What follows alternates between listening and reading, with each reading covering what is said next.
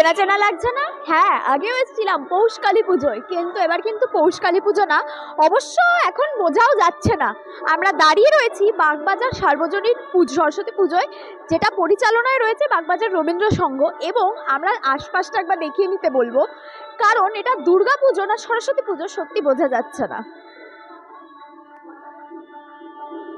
বাঙালির ১২ মাসে ১৩ পার্বণ, এই কথাটা আমি বহুবার আগে বলেছি, কিন্তু বাগবাজারের এইরকম সাজসজ্জা সেটা দুর্গাপুজোতেও যতটা সুন্দর হয়, কালী পুজোতেও ততটাই সুন্দর, এবং সরস্বতী পুজোতে ততটাই সুন্দর।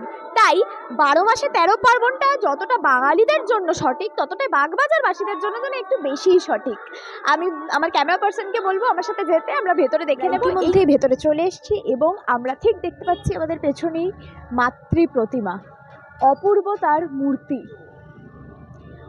দর্শকদের এই কথাটা বলে দিই যে এত বড় আয়োজন, এটা কিন্তু চাঁদাবিহীন সরস্বতী পুজো। এটা কত বছরের পুজো? এটা হচ্ছে 28তম সরস্বতী পুজো। আর এখানে এমনি তো চাঁদাবিহীন বলা হলো। চাঁদাবিহীন, কোনো চাঁদা নেওয়া হয় না।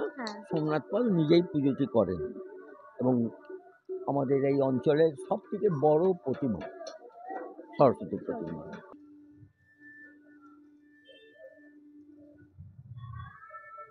পূর্ব হয়েছে প্রতিমাটি, খুবই সুন্দর হয়েছে। এখানে তো সবাই কাঁধে কাঁধ মিলিয়েই চলে পুজো। 100 বার গোটা পাড়ার লোক, সমস্ত ছোট বড় বৃদ্ধ যারা আছেন তারা সকলেই একসঙ্গে কাঁধ মিলিয়ে চলেন। কোভিডের সময় হয়েছিল পুজো? হ্যাঁ, পুজো কখনো বন্ধ থাকেনি। পুজো 28তম বলা হচ্ছে, তাহলে তো ব্রেক হতো, মাঝে ব্রেক হতো। তখন কি লোক সমাগম একটু কম ছিল? কম ছিল।